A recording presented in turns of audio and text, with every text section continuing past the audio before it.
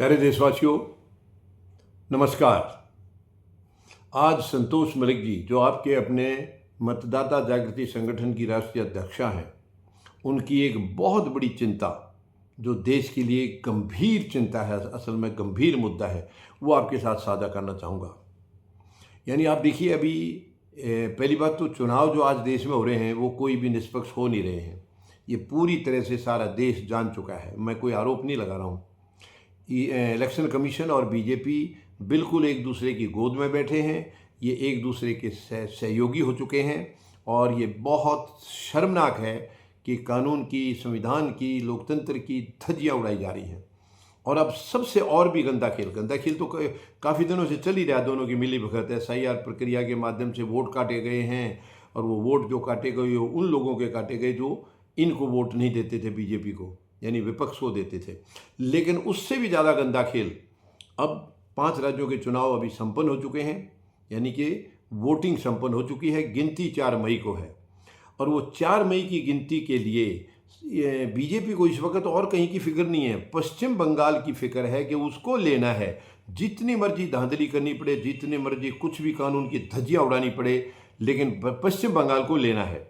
मगर इनकी लाख कोशिशों के बावजूद भी, इलेक्शन कमीशन की मदद के बावजूद भी, जब पश्चिम बंगाल कोसों दूर इनको नज़र आया, तो आखिर में अब इन्होंने सोचा अब एक ही रास्ता है कि जो गिनती करेंगे उसमें हमें हेरा फेरी करनी होगी। और हेरा फेरी करने के लिए किसी और की दखल हो, ये इनको पसंद नहीं थी। तो इन्होंने एक गंदा काम किया है, बहुत ही गलत फैसला किया है कि जो गिनती के अंदर जो अधिकारी बैठेंगे वो केवल केंद्र के अधिकारी होंगे, यानी वो गृह मंत्री या प्रधानमंत्री के नियुक्त किए हुए अधिकारी होंगे। बंगाल सरकार के राज्य के अधिकारी नहीं होंगे, जो कि शर्मनाक फैसला है। मगर मुख्यमंत्री जो पश्चिम बंगाल की हैं, ममता बनर्जी, वो पूरे चुनाव में उनकी इतनी टेंशन रही है, इतनी टक्कर उन्होंने ली है गलत किस्म के लोगों से, यानी बार बार ये गलत काम करते आ रहे थे। वो बार बार कभी सर्वोच्च न्यायालय, कभी उच्च न्यायालय, सब जगह जारी थी। और इस बात को भी तुरंत उन्होंने माननीय उच्च न्यायालय पश्चिम बंगाल में पहुंचा दिया है। माननीय उच्च न्यायालय में सुनवाई भी हो चुकी है और इलेक्शन कमीशन ने बड़े बड़े तर्क अपनी तरफ से दिए हैं कि ये हमारा संवैधानिक अधिकार है, हम जिसको मर्जी ड्यूटी में लगा सकते हैं। उन्होंने कहा है, माननीय उच्च न्यायालय ने कहा है, न्यायाधीश महोदय ने जब पूछा है कि किस अधिकार से आपने केंद्र के लगाए, तो उन्होंने कहा है कि ये संविधान में ये हमारी एक मतलब उसमें पूरा दिया हुआ है, ये विकल्प है कि हम चाहे केंद्र के अधिकारियों को लगाएं या राज्य के अधिकारी को लगाएं। तो माननीय न्यायाधीश महोदय ने पूछा है, जब विकल्प दोनों का है तो आपने अकेले केंद्र के क्यों लगाए, राज्य के क्यों नहीं लगाए? तो उन्होंने कहा ये हमारी मर्जी है। यानी कि आप उनका बात करने का तरीका देखिए। फिर माननीय न्यायाधीश महोदय ने कहा कि ठीक है, आप बैलेंस बराबर तो रखिए। जब संविधान में दोनों का लिखा है तो दोनों के रखिए, आधे केंद्र के रखिए, आधे राज्य के रखिए। तो चुनाव आयोग उल्टे सीधे तर्क दिए जा रहा था।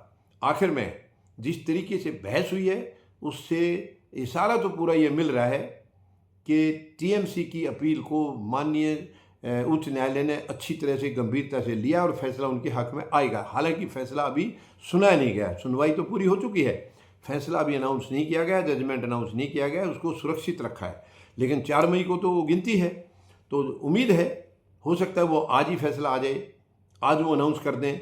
तो ये बहुत गंदा खेल वो किया है। और ये संतोष मलिक जी का कहना है कि जब चलो जो धांधली यहाँ तक होते होते वोट प्रक्रिया तक तो आ गई, लेकिन जब बीजेपी को समझ में आ गया कि चुनाव आयोग इनकी गोद में बैठा होने के बावजूद भी ये पश्चिम बंगाल की जीत से कोसों दूर हैं, तब इनको आखिरी में एक ही हथियार नज़र आया कि अब ममता से पीछा छुड़ाएं तो कैसे छुड़ाएं।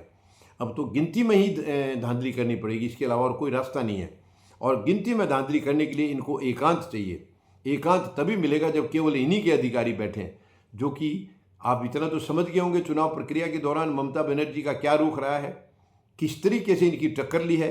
यानी ये सारी केंद्र सरकार एक तरफ और वो अकेली एक तरफ, मगर वो हारी नहीं है, उसने हार नहीं मानी है।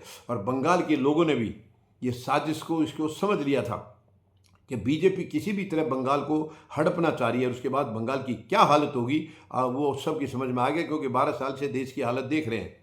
और इसको ममता बनर्जी ने ये ठान लिया था, मैं बंगाल को किसी भी तरीके से बीजेपी के हवाले नहीं होने दूंगी।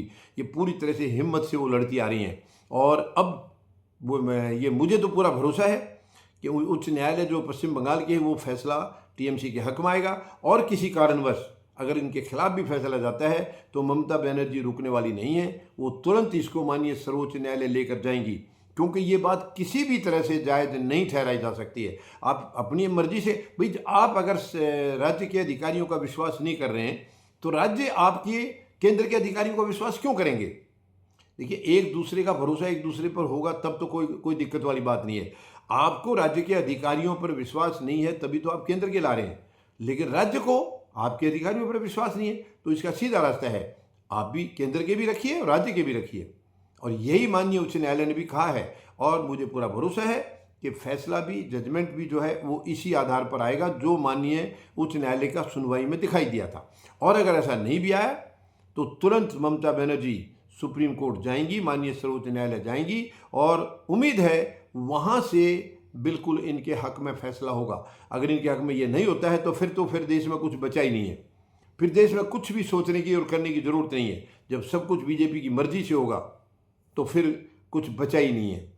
तो मुझे पूरा भरोसा है कि गिनती में केंद्र के अधिकारी अगर बैठते हैं तो राज्य के अधिकारी भी साथ बैठेंगे, हेरा फेरी नहीं कर पाएंगे। ये तो बात क्लियर हो चुकी है कि टीएमसी ईमानदारी के तरीके से वो जीत चुकी है, तभी तो ये गिनती में अपने अधिकारियों को बिठा रहे हैं ताकि हेरा फेरी करके उनको हराया जाए। लेकिन अब ये बहुत दूर की कौड़ी नज़र आ रही है, क्योंकि माननीय सर्वोच्च न्यायालय तक अगर बात जाएगी तो ये वहाँ से भी मुंह की खा कर आएंगे। असल में तो ये उच्च न्यायालय से ही फैसला इनके हक में आ जाएगा।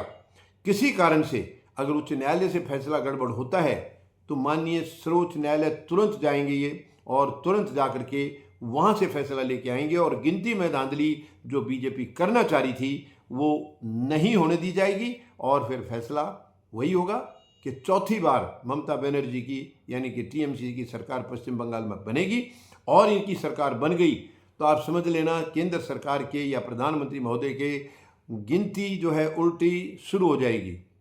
इनके कार्यकाल की या इनके जो भी कार्यकलाप ये कर रहे हैं उनकी उल्टी गिनती शुरू हो जाएगी। ये ममता बनर्जी संकल्प भी ले चुकी हैं कि बंगाल जीतने के बाद मैं बीजेपी को बर्बाद करने की मुहिम चलाऊंगी, और वो ज़रूर चलाएंगी।